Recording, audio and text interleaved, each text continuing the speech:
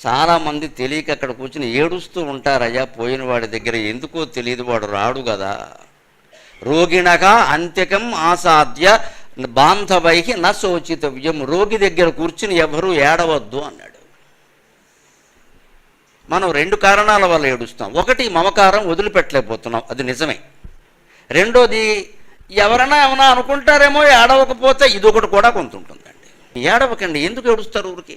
అంతకు బదులు ఓ పని చేయండి, ఏడవాలనిపిస్తే అక్కడ కూర్చొని నమ శివాయ నమ శివాయ నమ శివాయ నమో నారాయణాయ నమో నారాయణాయ నమో నారాయణాయ శ్రీమాత్రే నమః శ్రీమాత్రే నమః శ్రీమాత్రే నమః ఇటువంటి నామస్మరణ చేయండి. కేశవ నారాయణ మాధవ గోవింద విష్ణు మధుసూదన త్రివిక్రమ వామన ఇలాంటి నామస్మరణ చేయండి. హరే రామ రామ రామ హరే హరే, హరే కృష్ణ కృష్ణ కృష్ణ హరే హరే, ఈ నామస్మరణ చేయండి. అది జ్ఞానం, అది ధైర్యం.